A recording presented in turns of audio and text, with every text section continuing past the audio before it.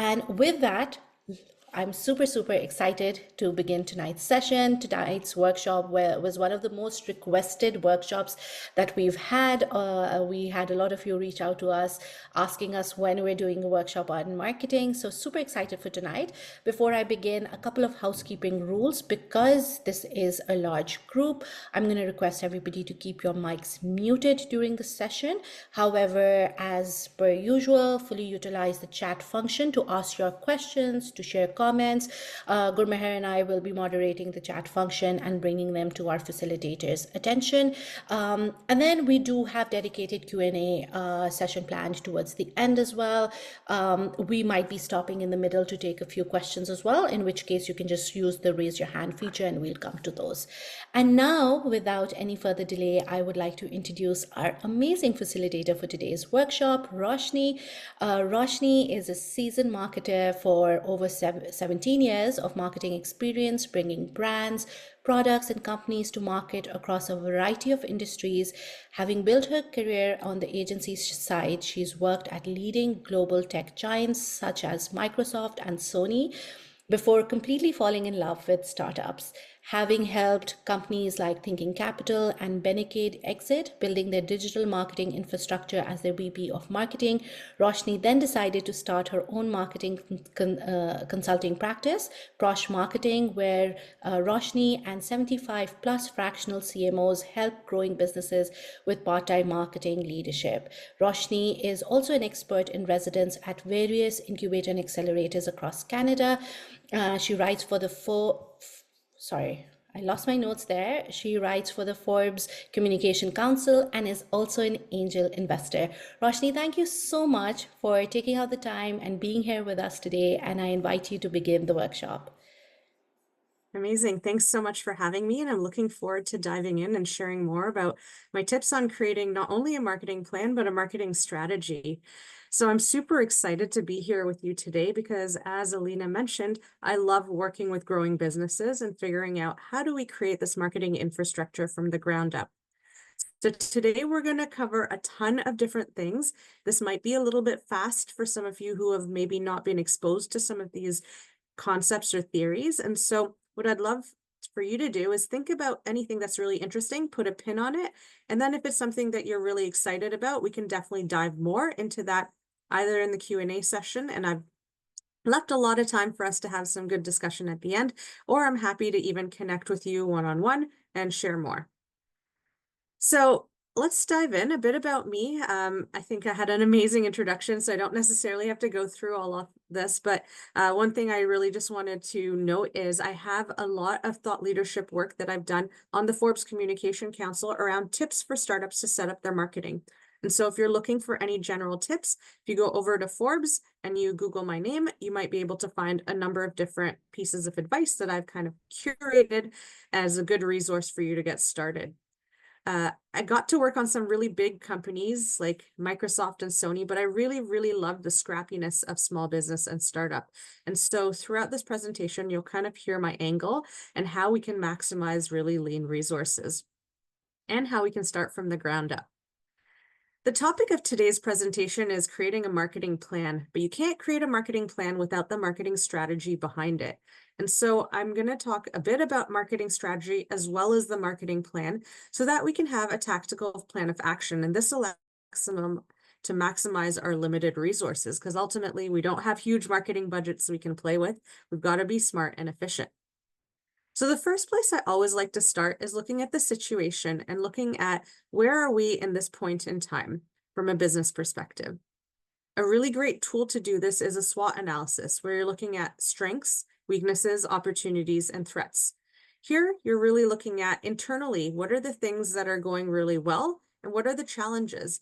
And then you look outside of your business in the market and you look at what are the opportunities and threats. So inside your business, you might think of what are these special resources that you have? Maybe you have IP. Maybe it's a specific process that you're doing, or maybe it's that you've built a brand and a reputation as a founder. And those things can be really powerful assets that you can leverage in your marketing.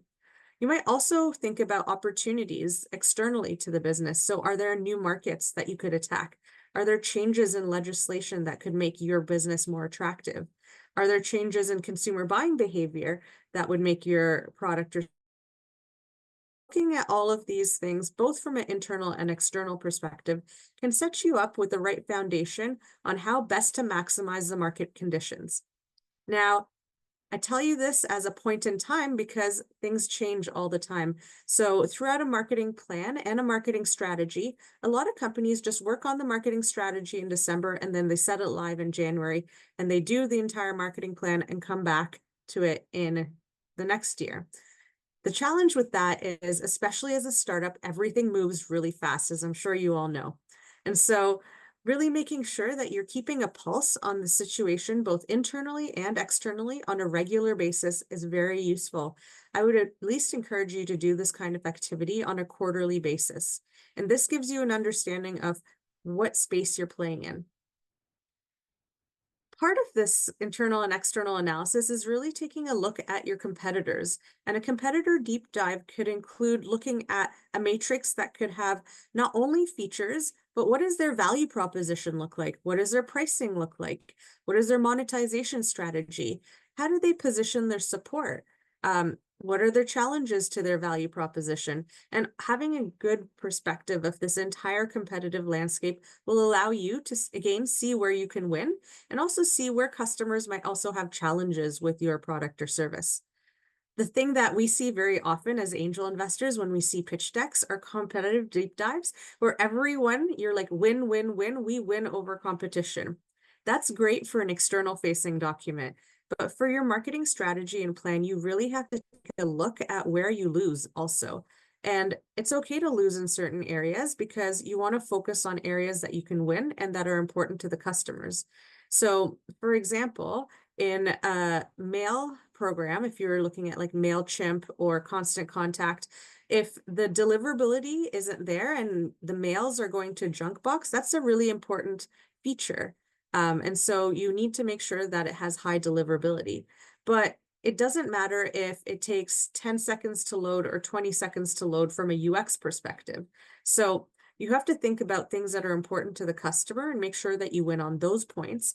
But again, you don't have to win in every single area when you start to go to market, just where it matters to your customers. Speaking of customers, we then have to think about your target audience.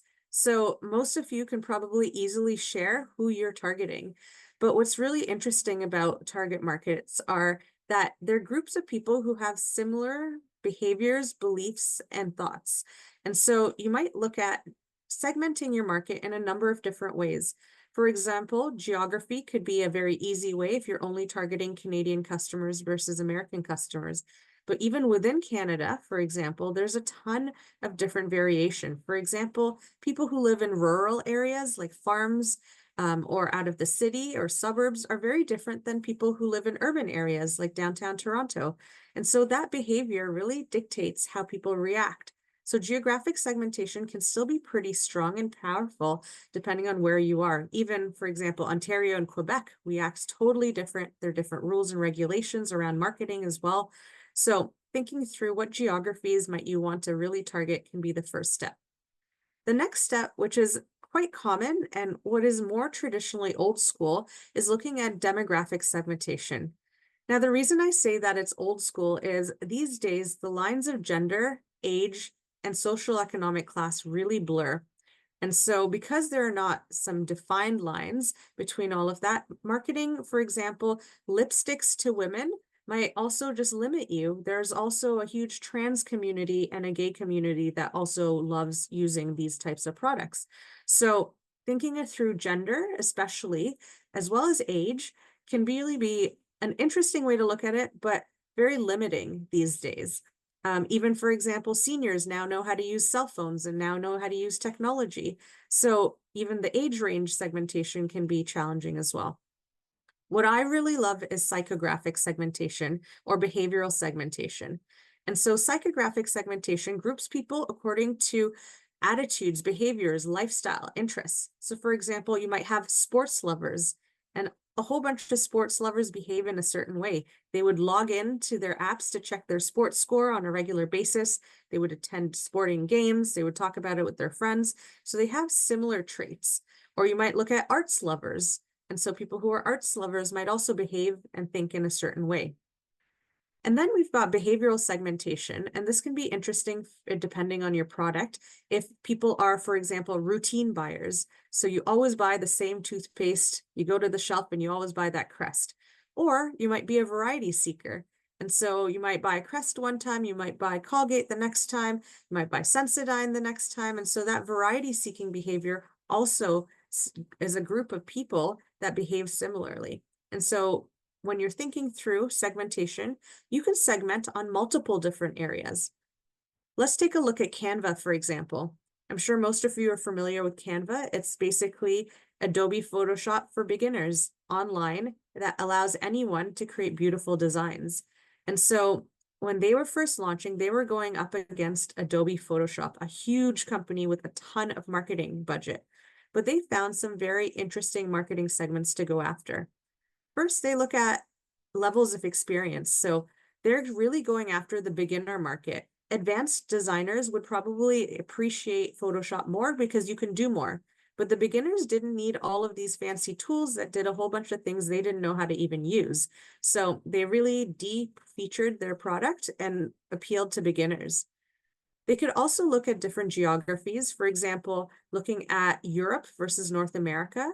And when we see design, the European market tends to be more design focused. And so maybe for companies or businesses that were in North America who were less design focused, a good enough design would work. Then they looked at job title. For example, you might be a student, you might be a marketing person, you might be a business owner.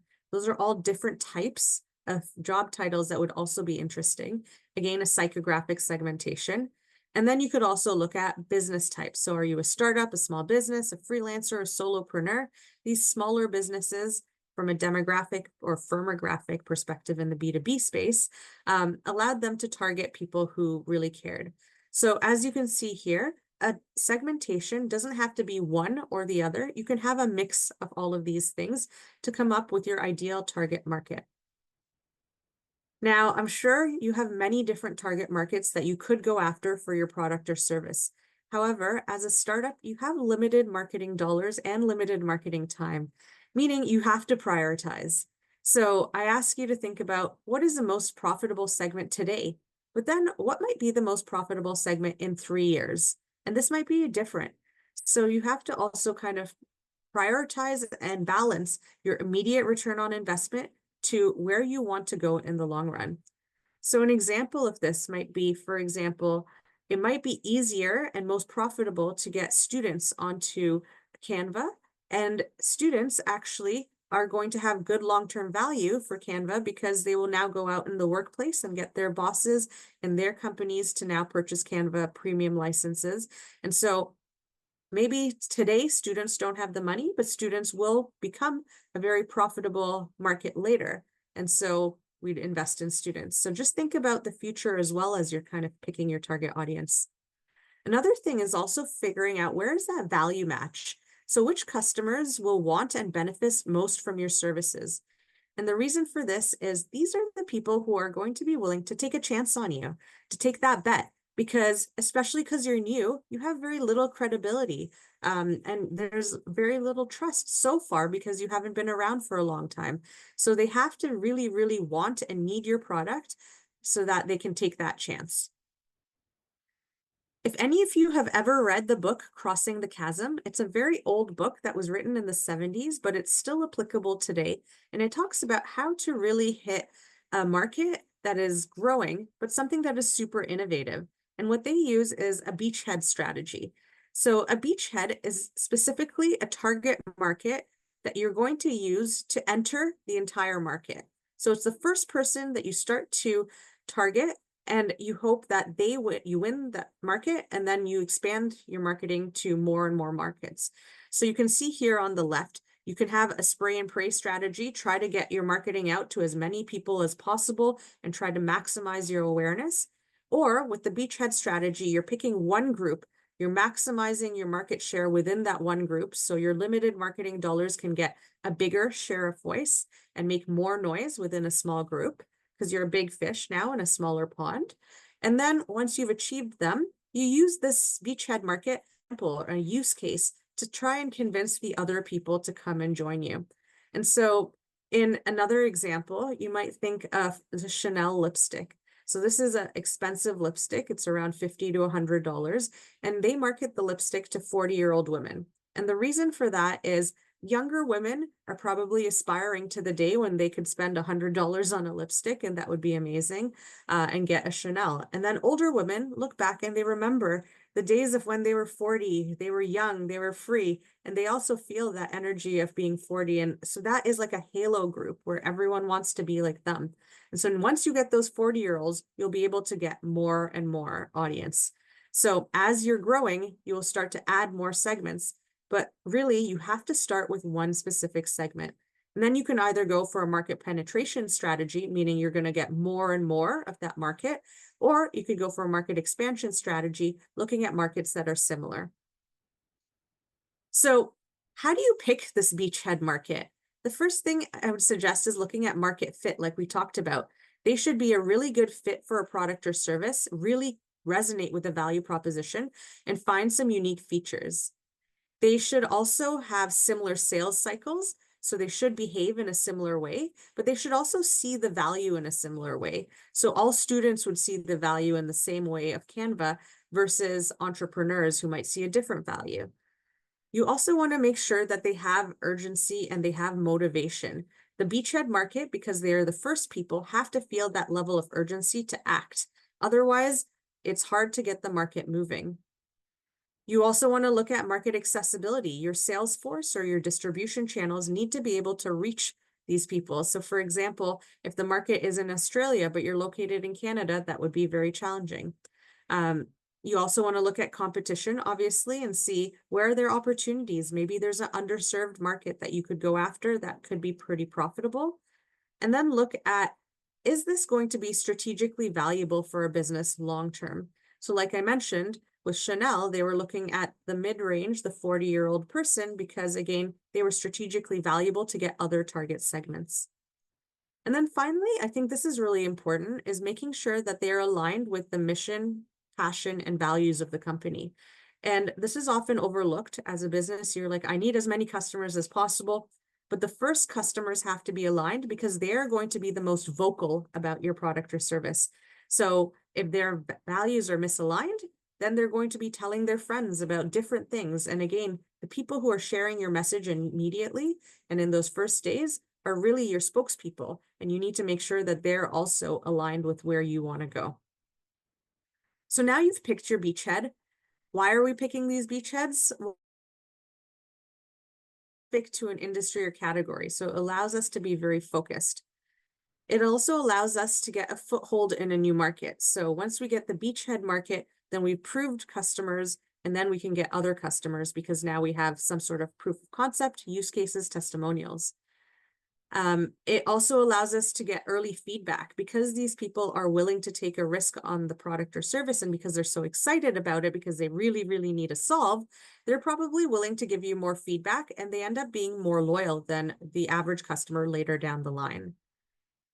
It can also be really great to get these people for visibility and legitimacy. So now that you've got these people who are the beachheads, now everyone else will come because they respect those people. And then finally, it allows you to test and learn. The beachhead market is a little bit more flexible because they have such a high need for your product or service that they're willing to take some mistakes. They're willing to take an imperfect product. And through these learnings, you can actually grow. So now that you've figured out your target market and your beachhead market, you also want to think through your influencers for your persona. So who are the different people or stakeholders that play a role in the decision? Here I've given a B2B example where you might be looking at your target audience being quick serve restaurants and retailers.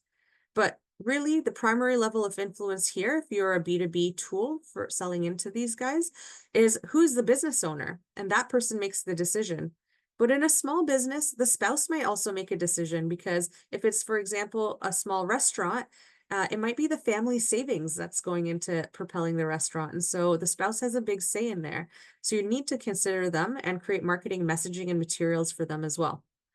And then next, you also want to think about wider spans of influence. For example, reviews, social media, press releases. So where else are they getting that information? And once you have that picture, it will give you a full view of all of the you'll have to convince to make that ultimate decision. Excuse me. So now that we've got the target market, we need to figure out what do we say to get them to really care about what we're doing. So this is the value proposition.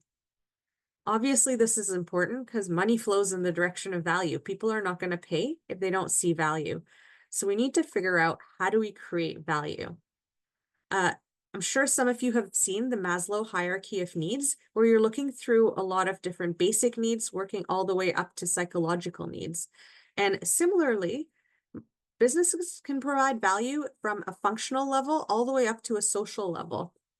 We often see founders focus on functional benefits as marketers. So you're going to say, hey, it saves time, it makes it easy, it simplifies things, it reduces risk, it allows you to have variety, it connects you. But these functional benefits can be easily copied by other products or services. And so our suggestion is to provide multiple sources of value that make it sticky, and also the combination of which makes it very difficult to copy. So for example, if we're thinking of other startups that provide this value, you've got WeWork. WeWork is a functional co-working space. So it allows you to go to an office, even if you don't have an office, and work with other people. So you get the vibe of having an office. However, WeWork's value is really its membership. And so how they market themselves is it's an amazing place for you to get your first customers and your first partners, because there are other entrepreneurs there who are willing to network and connect with you. So two different areas of value. When we look at Peloton, for example, the stationary bike, you could just buy a $500 stationary bike from Walmart, or you could spend $1,000 at Peloton for a similar, maybe it's more technically better bike. But the reason why people are buying Pelotons are, one, for badge value. So you can now tell your friends, I have a Peloton. It's not just a regular bike. But also Peloton has a community. So this community now brings people together. You've got an online app where you can get motivated to do your workouts. And there's an engagement part where you can also really engage with other human beings who are also doing Peloton workouts. So again, as you can see here, there are many different areas of where you could add value. I encourage you to also kind of take a look at these and see, where does your business fit in? What are the different ways? And hopefully there are more than two, because that's what makes it sticky. And so moving up the chain, you've got functional, emotional, but life-changing benefits can actually be a lot more powerful than some of these emotional ones. Things like motivation, or if any of you have ever used the app Headspace for meditation, that's life-changing because now it's a habit that you do that reduces your stress and gives you that peace of mind. So again, you've now evolved as a human being, and that's life-changing. And finally, there's social impact as well. So being able to help others is a very powerful motivator for human beings. And so self-transcendence can be another way that you could add value. Now, we talk about value because value is how customers relate to products or services. But oftentimes when we meet technical founders, everyone is really focused on the features. So if I was selling a cell phone, it would be, it's a 6.5-inch screen. It's got a 12 megapixel camera and a 4,000 milliamp battery. But the benefits might be, it's got a large screen. So even as you need reading glasses, you can still scale your screen size. It's got an amazing battery, so it keeps charged whenever you need it. And so you're never going to be out on the run without battery. And it's got a camera that allows you to capture life's moments. That's much more powerful for a customer and much easier for a customer to understand than 4,000 milliamp battery, which they don't really know what the benefit is. Or if they do, they'd have to be quite technical. So again, when you're thinking through your value proposition, you really want to focus on the benefit rather than the feature. In certain situations, you have to list out the features. Of course, if you're launching a new product or service and nobody has that feature and you're unique, you want to tell the world about it. But remember to pair it up with the benefit so that people know why it matters or why it counts. So thinking through all of this, I wanted to introduce you to a tool that I use with all of my clients to figure out the first step, messaging and positioning. And it's called the Value Proposition Canvas. And so here you start with the customer profile. The customer deep dive involves really figuring out what are the jobs they need to get done. So what are the things they need to do to accomplish or solve the problem? Then, what are the things that could make their lives better? And so here you can definitely lean into the social and emotional goals. For example, peace of mind might be better, or getting a job promotion could be a B2B gain that's emotional, or winning an award at work for implementing a cool tool. So those are, again, gain points that are positive. On the converse side, you might also think about pain points. So challenges your customers have around solving this, the problem that you're working on. So you might wonder, what's the difference between a pain and a gain? And do I have to really distinguish between the two? For the purpose of this exercise, you don't. A gain is just a pain point in reverse and vice versa. So whether you're a glass half full person or a glass half empty person, you're going to fill out how you're going to help them or what their challenges are. And then you start to look at your product and service. So now that you've got a good understanding of your customer, you go back to the product and service and figure out, what are the things I do that create those gains? What are the things I do that relieve those pains? So for example, maybe we have 24-hour customer service, and the gain point there is you can have peace of mind that you're always supported. So thinking through the products and features, you might also use this to prioritize how you're building your product, because you're going to build around where do your customers see actual value. Now, you're going to have a lot of these points when you're doing this internally. The best way to do this exercise is to bring in people from your sales team, from your customer service team, across the company. Bring in junior people, bring in a customer. We might not have a huge team, but whoever you have, multiple perspectives are very useful in this brainstorming exercise, because it's hard for you as a founder to always just know everything that's going on in the market or how other people think. The next step would be validating this, though, because this is now what you think. So you'll want to do some research, and we'll talk a bit about that in a bit. So with that, you'll then put together a value proposition statement, which is your product or service wants this customer segment who wants to get this job done by reducing a pain point or increasing a gain point, unlike competitors. So here you might have two reducings of pains, you might have two increasing of gains. The combination doesn't really matter as long as you're positioning yourself again against something that you're helping or reducing a pain point. And this is internal facing. This is super clunky language. This is not how you would talk to customers, but this is good for you to have inside your business so that you now know what are the things that you really need to focus on in your communications. So as I mentioned, we now need to test this, because you would have done this exercise with maybe your internal team, and maybe it's 3 people, but we need to know, is this really valid on a larger basis? And what are the differences between some of those segments, for example? So there are a number of different ways that you could do market research. One is interviews. So you could chat with people one-on-one and ask them questions. You might have a focus group where you're asking a group of people all at the same time because you don't have time to do individual interviews. You might actually do product or service use. So you might give them your product and just watch them. And then you can also do observational research, again, watching them and getting them to use it in their home environment. So for example, I worked at Kobo, which is an e-reader company, and we wanted to know how people were using our e-readers. And our target audience were women in their middle ages. And we're like, what are you doing with this e-reader? And why did you buy an e-reader, not a regular book? And what was interesting is we saw so many women take their e-reader to the bathroom, and they would close the door. Obviously, in our observational research, they didn't let us follow them in. And we're like, what are you doing in there? And they were all using the e-reader for bath time. And so they really enjoyed taking a book into the bath, but having these physical pages was inconvenient because obviously it's going to get wet. So that was an interesting finding we just found from looking at it. And so from that, we created an e-reader that was waterproof. So again, observational research can be really powerful for you to see the uses of your product or service that you might have never even thought about. You might also do buyer persona research, which is really getting into how these people are thinking, how they group together, what are the different traits that are similar. You might look at market segmentation research, which is looking at How do you group these different groups together based on the different segments we chatted about? You might do pricing research, competitive research analysis. You might look at customer loyalty satisfaction. So there are numbers of different ways that you could do market research. The main thing I want to leave you here with is that each way has its own limitations.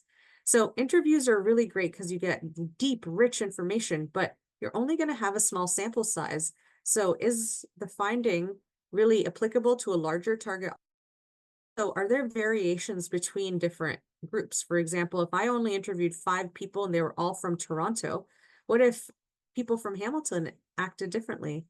So ideally, you're thinking through those limitations of the research type as you're going to do them so that when you see the data, you can make a smart decision around that. Some of the tools that I use for startup marketing research are listed here. So for interviews, sometimes I don't have those people to interview. And oftentimes in a B2B scenario, especially, those people are very hard to reach. I can't just say, hey, can I give you a $10 gift card on Amazon and LinkedIn message them and they would respond. Sometimes we're making products and services that are targeted to CEOs or CIOs or CTOs. And so getting access to these people can be challenging. So respondent.ai and userinterviews.com are 2 tools that allow you to put in your target marketing parameters and get matched up with people who are within that. And they pay an incentive. You obviously pay the incentive as part of your interview fee, but you could get for as little as $75 an interview, an hour interview with a senior person or a stakeholder or a target audience. So this can be super valuable. Of course, reach out to your networks first, try to use your own networks, but apart from that, these are different places you could add more color and depth. You could also use Google Forms or SurveyMonkey to get some of these surveys out, because after you do interviews, you should definitely see if those 5 people are represented of a larger population. So I use a tool called Pollfish if I don't have the people to survey, and Pollfish for $1 US per question will allow you to poll a panel of people and you'll be able to figure out some answers to your questions. My tip for Pollfish is it can be very expensive if you're not very specific on the screeners. So you have to really screen out people based on your target audience to make sure you're getting the right people answering. But again, if you don't have the network, but you need to figure out, is this really a larger learning? These are some great tools. So we're going to wrap all of this stuff up into a customer persona. And so here's an example of a persona I did for one of our clients. And the persona just gives a name, a human being face to your target audience. And oftentimes I talk about this persona in our meetings. So Nathan here comes to our meetings at GoPeer and he sits there and he has a point of view. Nathan would say that he likes certain things and Nathan maybe doesn't like certain things. And this just makes it so much easier to relate to your target audience, but it also allows everyone on the company to be on the same page as to who you're targeting and all of your insights. So everyone from customer service to sales to marketing should all be aligned and know all of these things about Nathan or your target audience so that they can be better equipped to serve them. So you see here, we've got a little summary. Some of it is made up again, right? But it's made up based on research. And then we've got their motivations. So this is from our survey. We found that Nathan really cared most about return on investment and passive income and portfolio diversification, and somewhat cared about low fees, but didn't really care so much about it being easy to use. Nathan was calculative, to the point, and a risk taker, and their needs were better return on investment here. These were their needs and their frustrations. So again, doing that value proposition exercise allowed us to get a better view of who Nathan is and how we could market to him. Once you have the persona, you then have to think about what are the different steps these customers need to take to actually get involved and purchase. And even after purchase, what are they doing? So this can culminate nicely in a customer journey map. So your customer journey map basically is taking all of the different steps that your customer needs to take to ultimately convert and then work with you. In the example of a car, for example, here, the first step might be, hey, I saw a commercial for TV and then I reflected, it's now time that I need a new car. So that's the consideration and awareness stage. They might also see an ad on Facebook. Then they probably need to explore how much can they afford, so see their budget and take a look at some websites. Maybe they'll create some wish lists on certain pages, and they might download a mobile app for certain car companies to learn more. Then they need to compare. So they're going to now read consumer reports. They may ask a friend, what do you think about Audi versus BMW? They might also check on the website for anything that's new. And then they need to test it out. So they might need to test drive their car. They might need to look up where the dealership is. They now need to go and actually do that, negotiate, and then take notes about the car. And then the next step would be, okay, I want that car. I'm going to figure out my financing terms. I'm going to make a bid on that car. So you can see here, mapping out the different stages of the customer journey will now allow you to create marketing or tools to help move them along. Because, for example, if we are here at the Explore and they need to get to compare, something might sidetrack the customer. They might have another life event. They might see another kind of thing that they need to purchase, like maybe they need to purchase a house, and so they'll get distracted. So again, understanding the different steps will allow you to figure out how do you move customers into the next phase, and how do you create more value for the customer within each phase to help them pick you. So with that in mind, you've kind of done all of the theory. Now we get to put the marketing plan together.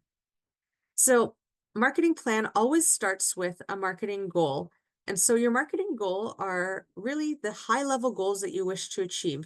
Things like improving customer experience, growing your web presence, increasing your brand awareness. But these are really big goals without anything specific to measure.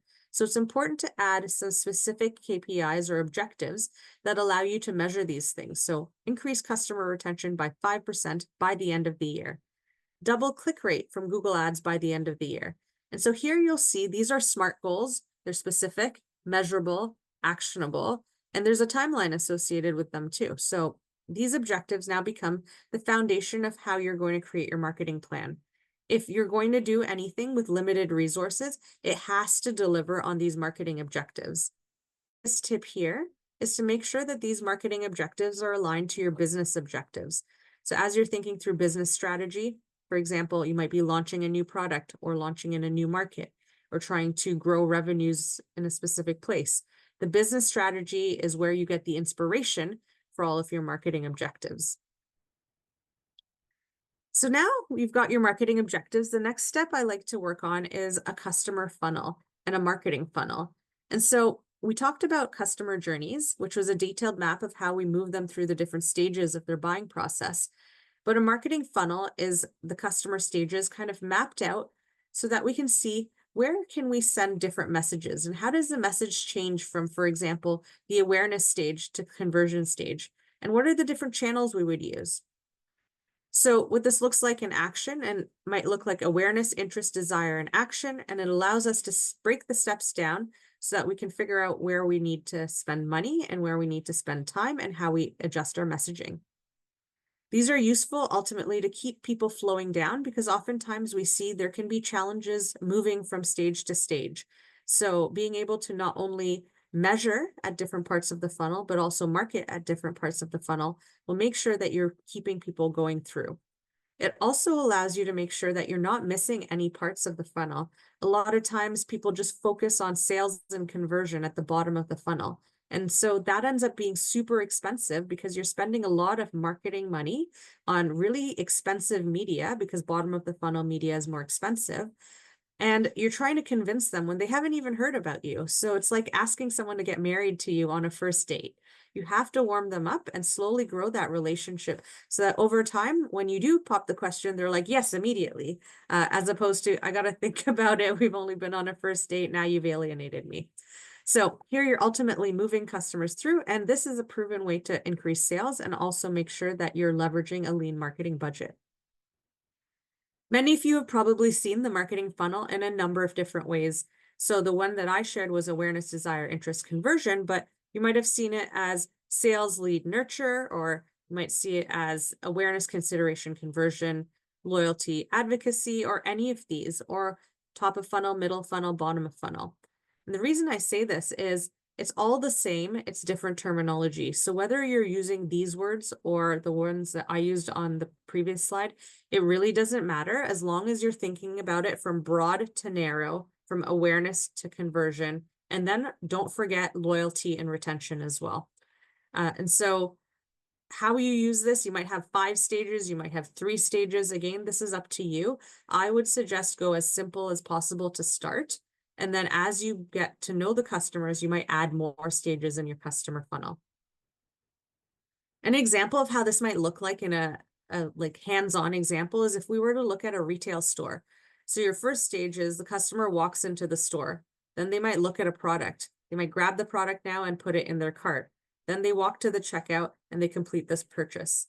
So they've gone from awareness of the products. They're now considering the products by looking at them. They've made a decision to purchase them by putting them in the cart.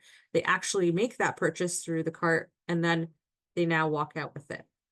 In a similar way, e-commerce might have the customer visit the website, look at a product page, add it to their cart, enter a checkout process, and then finish the checkout process. Now, having this funnel could be interesting, especially if you're measuring different stats through here, because you might find that people are adding stuff to their cart and not converting. So again, here is a way for you to see where there are challenges in the customer journey and how you can help them. Now I would know, hey, maybe I should send them a cart reminder email. So the funnel can be useful in a different way as well as planning. Here, you've got marketing objectives at every part of the funnel. So you might have things like increasing brand awareness, improving your reputation, or optimizing your brand positioning up in awareness. On the interest side, you might have driving website traffic or engagement or increasing your pipeline. On the desire side, you might have things around differentiation and creating preference for your products. On the action side, it's obviously customer base and revenue. And then on the loyalty side, it could be retention, reduction of churn, customer advocacy, etc. So you'll have to pick the metrics that make sense for your business. But again, make sure you've got metrics on the marketing side for each area of your marketing funnel, no matter how many stages you choose to pursue in your own marketing funnel. And finally, you might have some that span the entire marketing funnel or are outside, and that's also fine. Things like diversifying lead sources. For example, if you're entirely reliant on Google Ads, you need to diversify your lead sources. And so that could be a marketing goal too. Or you're launching a new product or market. You want to increase your efficiencies. For example, you want to lower your costs or increase your margins from lowering your marketing spends. Those can also be marketing goals and objectives that don't necessarily neatly fit in one of these areas. Once you have the goals, you now need to figure out what channels do you use for each stage. We're going to get into channels in a little bit more depth in a bit, but I've given you some ideas here. For awareness, you could do PR, you could do a stunt. For Collision, one year we saw people dress up as wizards and show up to Collision. They got a lot of eyeballs and activities, and that didn't cost them a ton, but it, again, it was something that stood out. You could do events, social media, blogs, infographics, etc. On the interest side, you might do social media, you might do social ads, emails, reviews, affiliate marketing or partners, live chats, etc. On the desire side, you might differentiate on your website, leverage your customer service team, and don't forget they're an amazing channel to help upsell and cross-sell. You might have targeted ads or even free trials or testimonials. And then on the action sides, you might have an e-commerce website where people can buy. You might offer a free consultation or a free trial. Or you might have an onboarding program to help people with white glove service. And then finally, on the loyalty side, you might have referral advocacy programs, upselling and cross-selling. You might even have beta testers. So your top customers, you invite them into a special group and get them to give you feedback, customer events, engagement surveys, etc. One thing that I want to point out here is that the use of a specific marketing channel never always stays in one area. So for example, PR doesn't always have to be an awareness tactic. PR is often an awareness tactic where you're spreading your word, but PR can also be used as an action tactic if you've got like an offer or a limited time, you know, if you, only for the next 3 days we're discounting for this or Black Friday deals. So if you're able to announce through PR that you're doing an urgent offer, it can be used as an action tactic. Same with social. You can use social as awareness building. You can also use social to build interest. Or if you've got some great call to actions, you might also convert there. So what I would say is these are ideas for different parts of the marketing funnel, but it does not restrict you into where you need to use it. You can use any of these channels in a variety of different parts of your funnel. So speaking of channels, how do we decide what channels to go? There are so many channels. There's an amazing book that I always recommend to anyone who wants to learn more about startup marketing, and it's called Traction: How Any Startup Can Achieve Explosive Customer Growth. It's available on Amazon or also on bookoutlet.ca.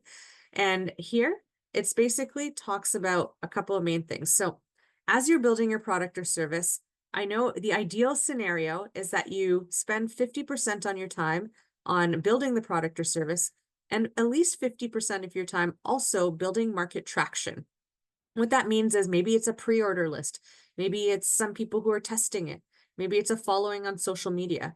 This is really important because if you wait till you're ready to launch to build your traction, it's going to take a long time, and people are waiting for you to start sales immediately. As soon as you're available, they want to see sales, especially investors. And so if you now start to think about marketing after you've built your product, it can also be challenging to get the ball moving. So it takes time.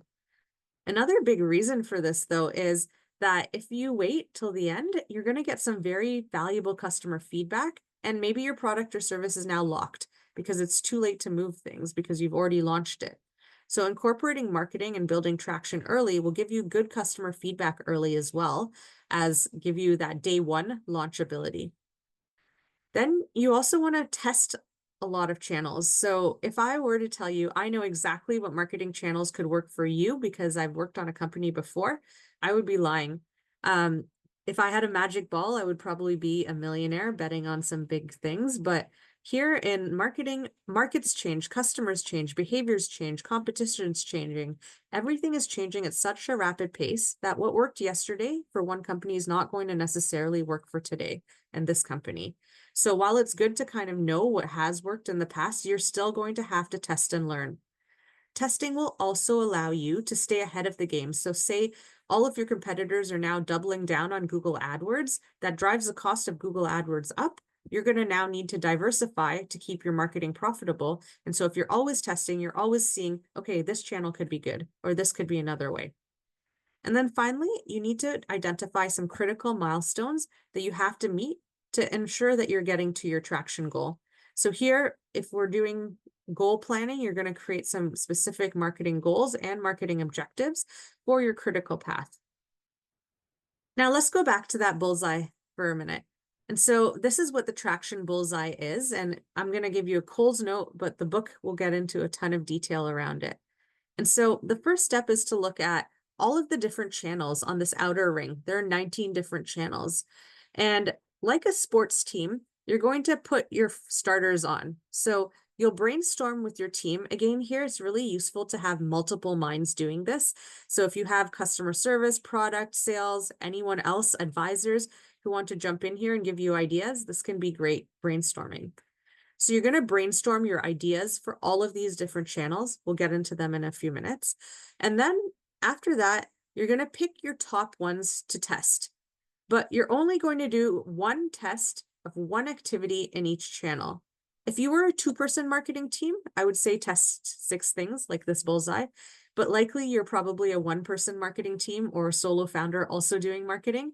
And so I would suggest maximum take 3 of these things and test one thing in each area. So for example, if I take email marketing, I'm not going to test newsletters and email drip campaigns at the same time. I'm going to test one. You can add to them later, but just in this scenario, test one.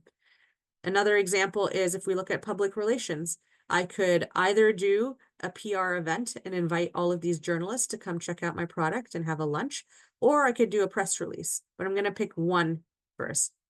And now that we've picked our top ideas based on how many people we have, maybe 3, maybe 6, we're going to test them out and see in market. And we've got a couple of goals. So with all of these marketing projects, we'll say, okay, for a PR, we want to at least get 3 journalists who are interested in coming to our event.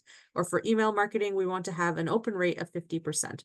So you've got these goals and you're going to see, is there any little sign of hope that there is traction here? And so your goals are important, but you might see traction in other areas that you never may have known. For example, maybe you have this press event that you've called all of these journalists to, and you were going to measure success based on how many people said yes. but maybe some people don't even need the press event. They find out about you, they go to your website, and they end up asking for an interview with you, even without coming for this. And so you have to look for traction sometimes outside of your normal KPIs, because some little glimmer of hope might show that maybe you're not executing it in the best way. Maybe there are other things in that channel that could be useful. And so thinking through other ways to measure success will allow you to see and not miss opportunities. So now you've tested, you say, okay, email is working, PR is working, and maybe AdWords are not working, or SEM, search engine marketing. So based on that, like a sports team, we're going to bench the players that are not working. So search engine marketing gets benched back to the outside ring. And the ones who are doing really well, we're going to double down on minutes for them. So we're going to bring them to the middle of the circle, pick our top programs, and these become our always on campaigns or always on channels. So these are the places where we keep investing our marketing time and dollars, but now we do multiple tactics. So if we only did one email newsletter, maybe we now do email drip campaigns, and we do a newsletter for partners, etc. Or if we did one press release, maybe we do a number of press releases plus a media event, plus a demo day, etc. So you're going to build out more programs in that channel because now that channel showed some sort of life. Again, you're going to need to test, measure, iterate, and keep going.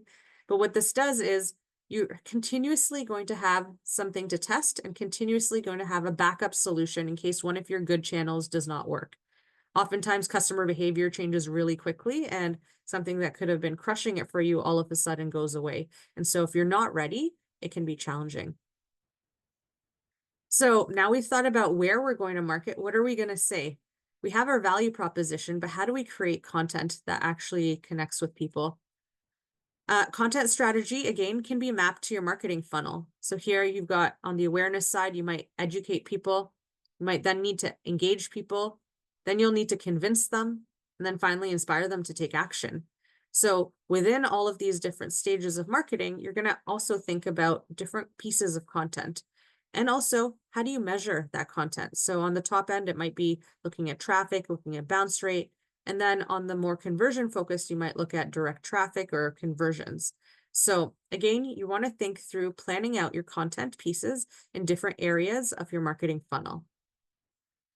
There's a ton of different content types. This is the PESO model that we learned back at school. However, it's changed so dramatically with the advent of shared media. So with this strategy, you're looking at what are the paid channels or paid content pieces that you could use? What are the earned channels and content that you can use? What are the owned ones, so ones that you have control over, and what are the shared ones? So earned media are things like press releases, awards, thought leadership, link building. Paid media, self-explanatory, anything you're paying for. It could be an advertorial, it could be an advertisement, it could be a sponsorship. Then you've got owned media. So owned content could include your website, your collateral, your one-pager, your sell-in deck, things that you own specifically, your email list. And then you're looking at shared, so things like reviews, like partnership tie-ins and partnership decks, your community, your social media. And so when you're thinking through your channel strategy and your content strategy, you're going to see what are the things I can affect, which is paid and owned, and what are the things that are a bit variable, earned and shared. Like I can't guarantee that the journalist is going to take my press release word for word and write exactly that. And on shared, I can't guarantee that the reviews are all going to be pleasant. And so with that in mind, paid and owned media is where I spend a ton of time building messaging for and empowering my teams to deliver consistency. And earned and shared is where we monitor really closely to see what the market's saying and how we can respond to that if it isn't on message. So again, you're going to think through all of these different channels and how can you populate them with things, different things. And then within your content strategy, you'll start with planning. So figuring out what are the different pieces. For example, I need an infographic, I need a one-pager, I need a sell-in deck, I need a press release. Who's going to create that? So looking at your resources on your team, who's actually going to create it? When will it go live? And then as you're creating it, you need to think about, could I maximize this in other areas? For example, if you're going to spend 5 hours putting together an article, could you not make that a listicle and say, here are the top 3 points from this article, and then share that on a newsletter? Or maybe you're going to take that same content and create a quick video around that and put that on your social media. So if you're making a piece of content, figure out where can you maximize use cases for this and leverage your team's talents, especially at a startup, you have to be creative. So maybe your customer service person might have a knack for photography, or you might have someone in sales who really likes to do design. So you can leverage these people. A lot of times when we're working with technical products, like especially in insurance, for example, you might have a sales team who really knows the product and service, and the marketing team can't write about insurance because they barely know all of the different policies, etc.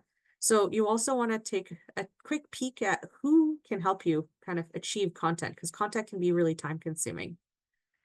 Then once you put the content live, you can't set it and forget it because it might not be relevant over time, or it might get different results than you hope for. For example, if it doesn't land properly with your target audience, maybe you get some negative comments on a post. So again, you need to make sure that you're monitoring the performance of your content, and then finally also monitoring how people are reacting to it. And then if it's up to date. And then finally, sometimes there is a time when that content comes down. And so you'd set up a process for when that content would come down as well, so that you don't forget about it later. Things like, for example, if you've got, like for us, we've got a number on our website for how many fractional CMOs we have. We also have a number for how much money we've helped raise. We address those numbers quarterly. And so every quarter we know we have to go in there and update the content. And so having a structure for that also allows you never to forget. So now we've got our content. The 4 Ps of marketing obviously includes pricing. Pricing is really a joint task between product and marketing, but from a marketing perspective, what you want to think about is there are a number of different pricing strategies. We've got penetration pricing, freemium pricing, price skimming, economy pricing, bundle pricing, psychological pricing, etc. The big things for me as a marketer thinking through, 1, is someone willing to pay that? 2, does someone see the value in what you're creating? And is that value equivalent to how much they would have to pay? 3, are we looking at competitors? So how do we fit into any competitive alternative? And a big thing to forget or to remember here is, what happens if your competitor is like do nothing or the status quo? And so it might be free to do nothing, but what are the risks and the values of actually not doing anything? So you definitely want to think about what competitors are doing and where you're positioned. So are you a premium product? Are you a budget product or a value product? This also makes a big difference in determining your pricing strategy. And then finally, you want to make sure that that beachhead market has the means and desire to purchase that product at that time. So you can do some pricing testing. Obviously, you also want to make sure that you're able to monetize that value we talked about early. So a lot of times, for example, if you think of like the music industry, musicians hadn't really until recently found a way to tap into the huge amounts of dollars spent in the music industry. I'm sure some of you have heard of like the Whitney Houston tragedy, where she sang so many amazing songs, but she died in debt basically because she wasn't making the money. The record producers were making the money. And so being able to monetize the value for yourself is so important. Here, there are different ways that you could look at monetization, from product markup to freemium and paywalls, advertising as a way to subsidize some of the costs, sponsorships or crowdfunding from existing customers or potential customers, or even commercial or commission or affiliate models. So ultimately, you want to take these into consideration as you're building through your monetization strategy and your pricing strategy too. Then you need to think about tracking. Marketing is so involved with figuring out decisions on a regular basis. And if you're going with your gut feeling, it can often mislead you because you maybe don't have a full picture. And so you really want to make sure that you're tracking all of these things, even things that are harder to track, like brand awareness. And so you might look at different signals that will give you, a hint that you're seeing some sort of traction. But you'll want to look at things like the channel health. So how well is my social media doing? How well is my website doing?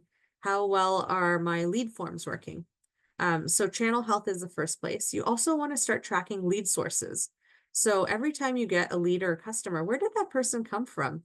Did they come from the internet, like the website, or did they come from an event or social media? And knowing this will allow you to double down on the channels that are working. You'll also want to see your cost of acquisition or your CAC. And so you'll want to see how much does it cost to get a customer in the individual channel, as well as overall when you're including your marketing costs and your agency costs, etc. And tracking this is also really important for investors because this is how they can see scalability. If your margin is lower than your CAC, then they're not making money when they give you money. So it's really important to measure these things as well. And then finally, something that's very overlooked in the startup world is measuring sentiment, or at least tracking sentiment. And this is really powerful when you're looking at reviews, social media, or customer feedback, because are people saying good things? Are people saying bad things? These can signal to you early on before it becomes a market issue if there are challenges. So making sure that you have, your feet to the ground and listen on these conversations can really be powerful for you to make decisions. One thing I also wanted to bring up when we talk about tracking is attribution model.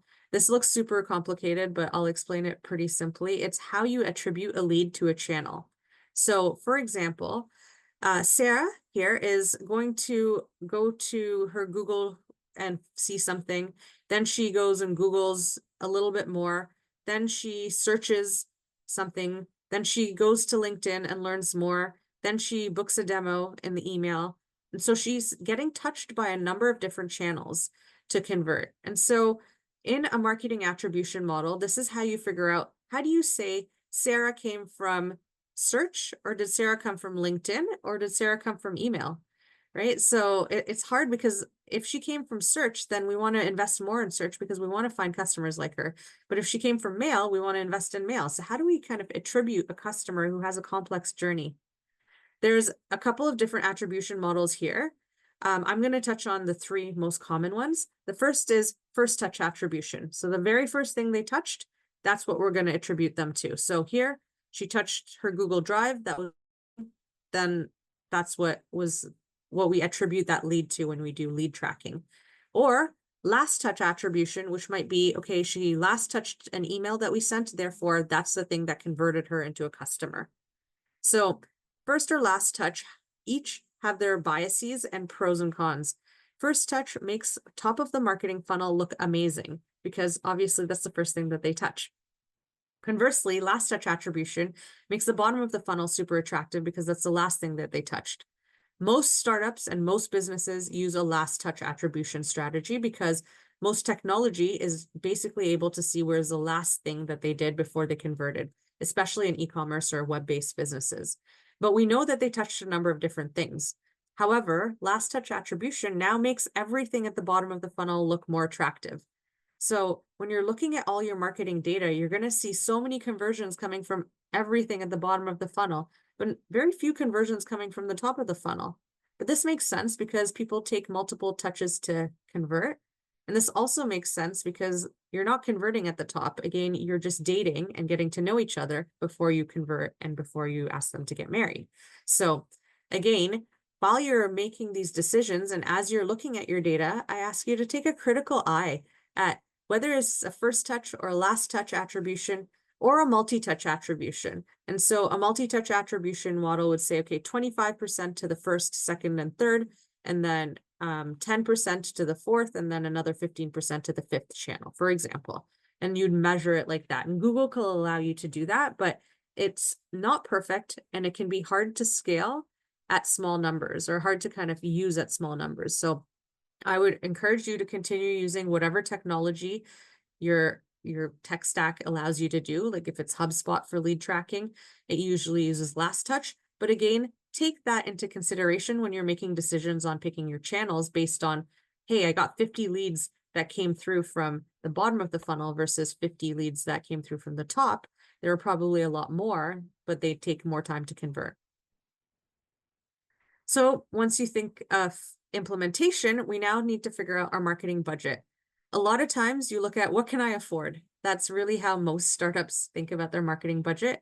But if you're looking at figuring out how do I do this in a more mathematical way, I always look at what is a sales goal. So if I need to sell 10,000 units, and then I also look at what is the margin available for marketing. So say each unit that I'm selling is $100 retail price, but there's $50 of margin in there. So $50 covers our fixed costs and our variable costs, and we've got $50 in margin.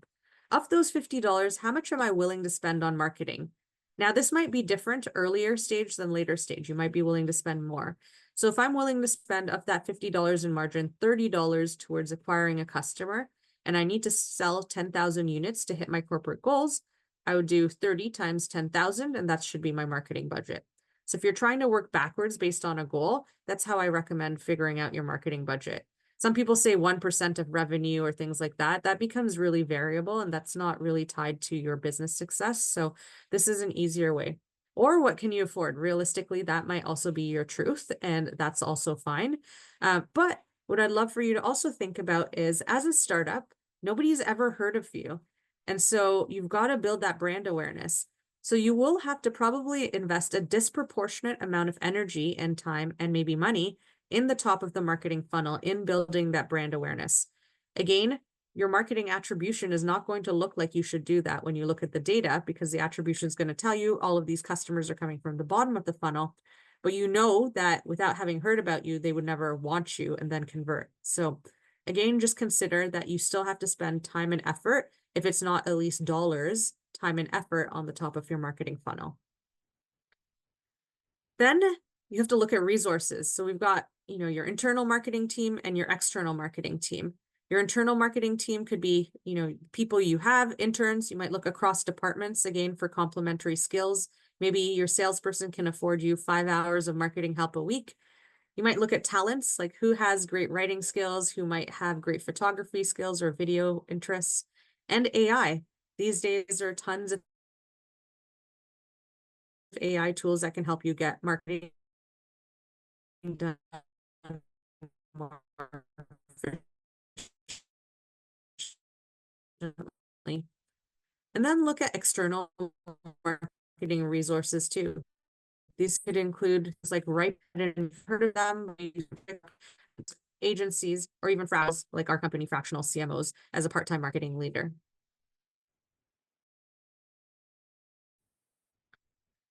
We then build a timeline. And so we look at a variety of different things. Don't just put your marketing execution, but include your timeline here. Creating a plan, building a looking at your keyword strategy. So here you're looking at not only in your plan, not only executing, but planning, executing, reviewing, resourcing, and map all of these things out. What this will allow you to do is see, do you have enough resources to do all of this? Many times you don't, and then you go back to this resource slide and figure out, how do I supplement my team? Finally, we Roshni, look at sorry. risks and mitigations. So here you always want to, yeah. Sorry, I'm just interrupting here. Can you go over the timeline slide again? Because you were breaking in and out.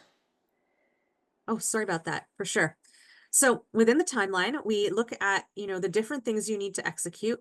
And what's really important here is, don't just look at what you need to execute, but also include your planning and your reviewing results. So you can see here in this timeline, look at the resources and figure out, how am I going to get stuff done, as well as execute all of these things, like launch this, set up tracking is also included, get feedback, review the results. So you want to make sure that you're adding in not only the planning and the strategy and the execution, but also the reviewing of the results, to allow you to make sure that you leave time here. And this can also be important because at this point, you'll now see, where do I have gaps? So maybe I only have 2 people and they can't do all of these things. So it allows you to go back to this slide and figure out, how do I resource those challenges or those areas that I don't necessarily have resources for now. The last bit is on risks and mitigation. Here, you always want to be testing. And again, that's because you want to stay ahead of the game in case one channel starts to be, less of a performer, or in case it gets flooded with competitors and you need to find somewhere else that's more differentiated. You should always keep a flex budget for testing. So within our marketing budgets, we always leave a small amount for testing.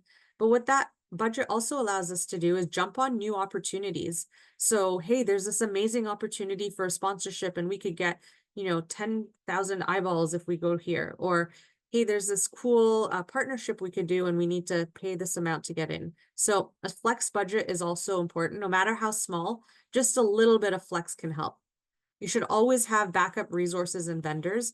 For example, a marketing agency, if you're reliant on a marketing agency, sometimes the marketing agency has turnover and maybe the new person doesn't work for you. So keeping an eye and having resources always available is helpful. You also want to have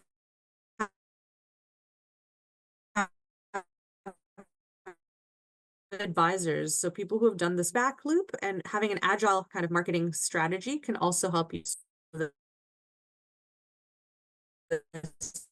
test, learn, iterate strategy and go do it and then evaluate the results. You're always looking at the results. You're looking at feedback, and that way you can pivot really quickly. Source, I actually created a course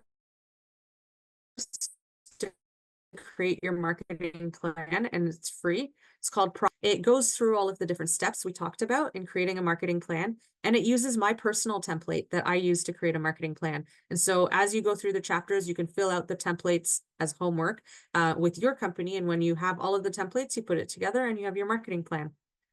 So thank you very much. Would love to kind of open it up to any questions you have, and feel free to get in touch too. Roshni, this was fantastic. I've been through many marketing workshops. This was great. You shared tons and tons of resources and just such valuable information. I particularly really enjoyed your approach towards that traction bullseye, because I feel like when starting off, founders want to do everything and anything, right? And that's when things start to get messy. So I really love that. I loved your attribution model as well. And the way you explained how founders can develop a marketing budget, especially early on when you don't know how much you should spend towards marketing. I think these were great things to include in the presentation. I really appreciate that. So thank you for that. I think it was wonderful.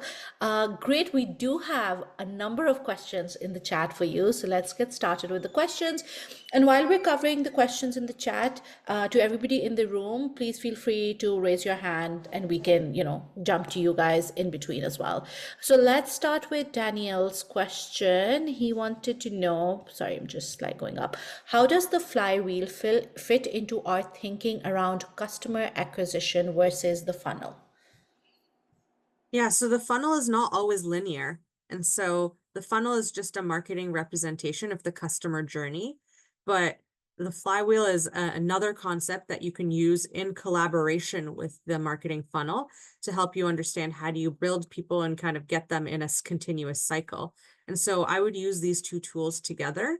It doesn't replace one another, but I use the customer funnel to look at the customer journey. And then the flywheel is how do we engage that customer for continuous kind of engagement. Awesome. Thank you for that. Sajad, we provide innovative plant-based food. Is it possible to provide it for human and animals, or it's better to only target humans? Some So well-known companies targeted both. Sorry, yeah. yeah, so they're probably well known and probably have a big marketing team of at least 2 human beings and probably some more money too. So when you're starting off, my suggestion is start with one audience or one target market and one use case. Trying to do too many things at once makes your marketing budget diluted. So say you only have $10,000 and you're trying to spread them across 3 markets, they're only going to hear a little bit of you.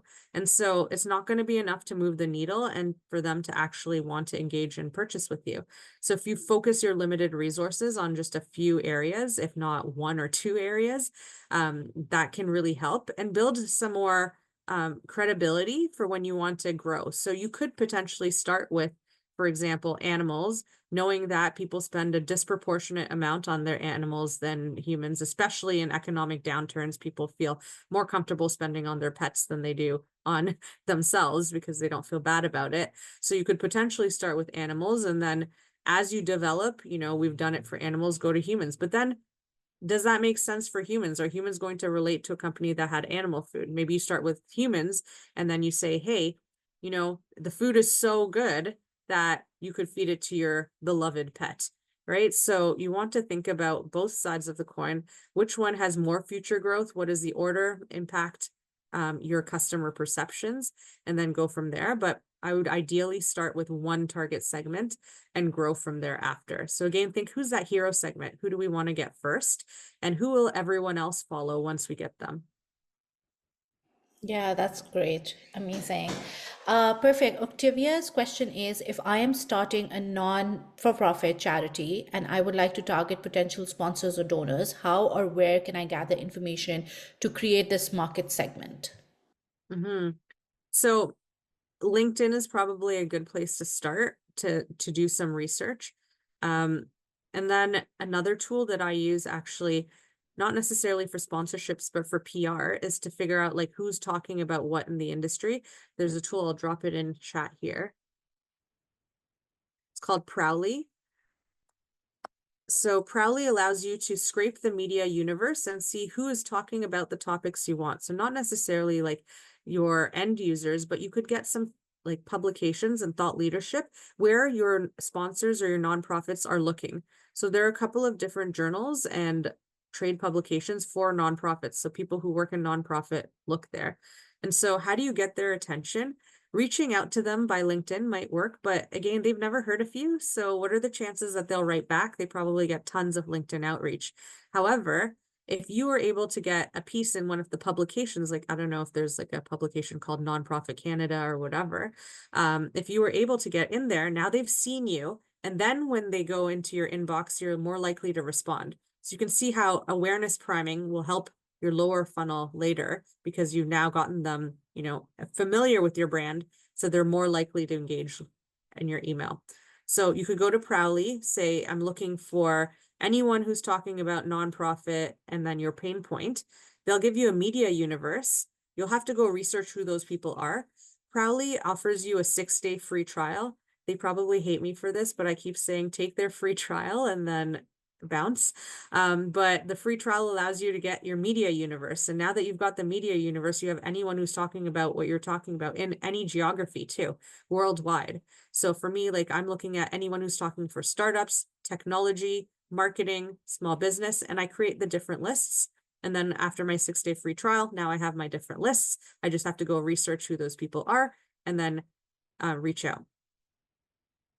Wow, that's a great resource. Thank you for sharing that. Um, Perfect. So Christine is asking, could you please comment on gaining a social media presence or growing our online presence? Yeah, so social media these days has been an important part in building trust and credibility with customers, both B2B and B2C. So before, it was just really focused on B2C, but people go to your sites to see, are you a legitimate company? Do you have customers?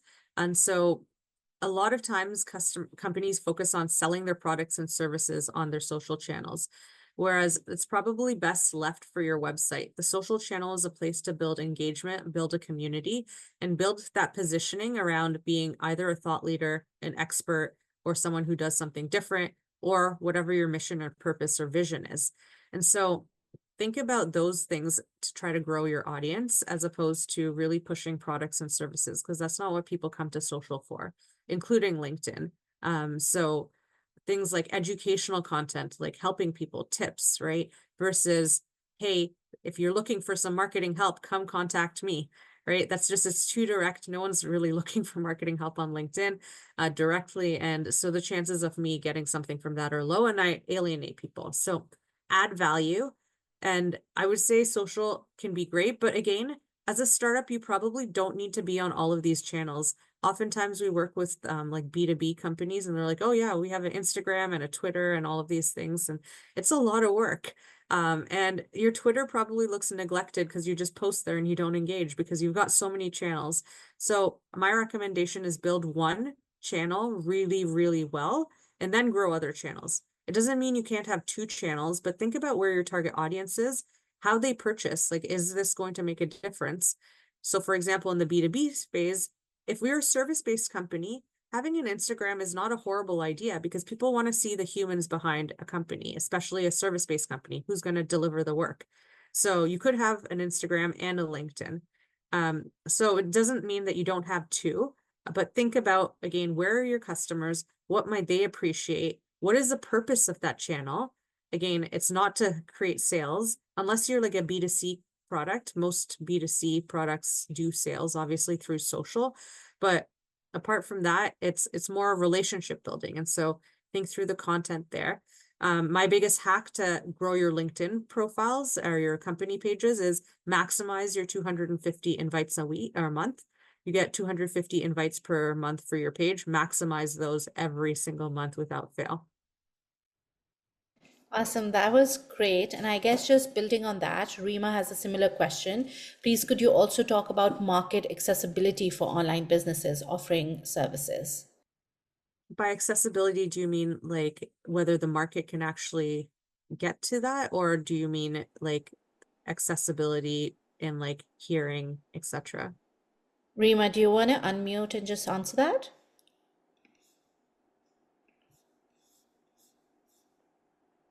Okay, so maybe we can come back to Rima's question when we have a little Oh, here bit she more is. clarity. Oh, there you go.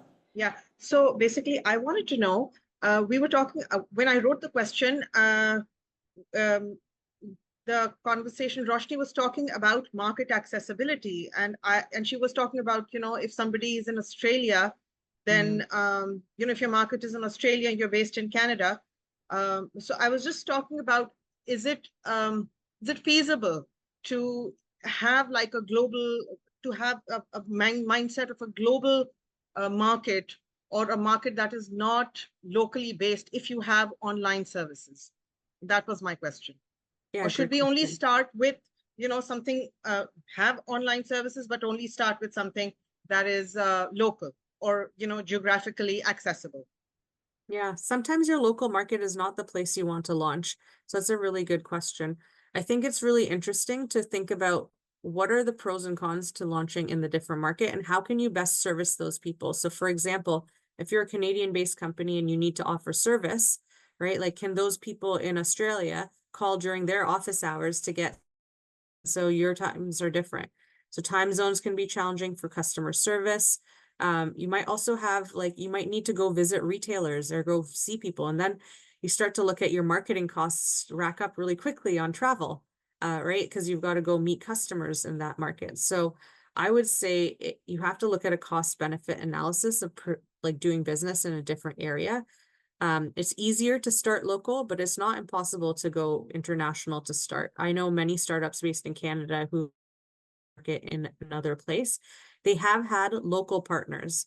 So having a local partner will allow you to gain reputation and credibility in the market to make sure that from a language perspective and a legal and regulatory compliance perspective, you're good. Especially like, for example, in marketing, if you had an American company coming over here, we have CASL regulations, Canadian anti-spam legislation, and these Americans don't have the exact same rules. So you could get really hit hard if you're not following the Canadian rules and regulations as you market. So having a local partner, like a local agency, can also help mitigate some of those risks. But it is a risk. It's not unfeasible. It's just making sure that you have the infrastructure to support the other side and that you're thinking through, again, that risk mitigation strategy. Oftentimes we just do marketing because we're like, we need to get something out, we need to get sales or whatever. But if you do it without the risk mitigation strategy, then you're scrambling, trying to figure out things on the fly, which is never fun. Thanks for that, Roshni. Okay, so Zico is asking, as a startup, how much emphasis would you place on SEO to sell your products, and what is a modest budget range? Yeah, so SEO is an amazing long-term strategy because if you do SEO really well, over time, it will decrease your cost of SEM, search engine marketing on Google Ads. 30% of clicks are on ads, 70% of clicks are below the ads. So 70% of clicks are happening on organic placements. So knowing that Google Ads are so valuable and they're only 30% of the marketing clicks, right? You can imagine how valuable SEO is because that's 70% of the clicks happening there. As Google gets smarter with AI as well, I'm sure you've all seen Gemini as you search, right? This is going to become even more important that you get good organic results. In terms of a budget, I can't necessarily tell you what a moderate budget is because it depends on your marketing tactics. Like, are you spending it on link building? Are you having an agency kind of measure and manage it? I would start SEO in-house without an agency first, do your learnings, and then scale it with an agency. The reason for that is while agencies have fancy tools and probably can get you a lot of insights, you have access to Google Keyword Planner and other tools that are also free as well. And you can do the learning at the start and kind of grow and get them to just see based on some data, how can you scale and grow? They also will start with a lot of testing in their initial phases. I've seen SEO programs range from as little as $400 a month or $500 to like $10,000 a month for a startup, like not a Series A startup, like a seed level startup. So it's really quite variable how much you could spend.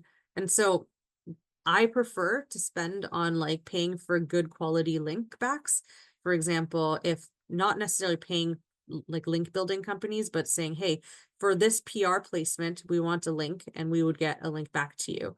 And so we would pay X amount. Or awards, for example. Awards are amazing places to get good SEO because they have tons of traffic going to their website for all of their award nominees. And then when you win, they drive a lot of traffic. Therefore, their domain sites are quite valuable. And so getting a link back from an award site can be quite useful. DIY tools, Moz, M-O-Z. There's Google Keyword Planner as well. So Google Keyword Planner is a free one. And so I use just a combination of those two to figure out what are my keywords. And then Keyword Planner, I just look at, see, is there enough volume, right? Like a lot of times too, we might be going after a market, especially with the startups and how innovative you all are. You might be going after a market that has zero search volume because they don't even know that that problem exists, right? So sometimes you're going to have to think ahead of the game, think about what is the status quo that people are searching for and looking for, and look at those words as opposed to words that are branded or around your solution because they don't know that your solution exists yet. Awesome. And Roshni, just on that note, how can founders access your DIY plan? Yeah, so it's, I'll type in the URL here. And so you just go there, you sign up, and it's a 6-module course and it's free. So you just go through the course at your own pace. And as you fill out the templates, you'll put them all together and that will be your entire marketing plan when you come to it. Awesome. I love it. Perfect. Okay. I feel like we've caught up with all the questions in the chat. So folks, if you have any other questions for Roshni, please you can unmute yourself and ask her directly.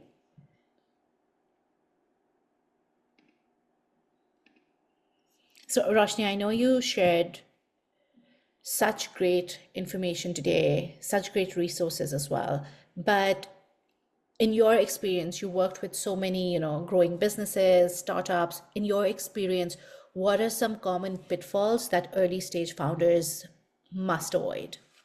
Yeah, the biggest pitfall for me is focusing exclusively on conversion and bottom of the marketing or bottom of the funnel marketing tactics because you need money and return on investment quickly.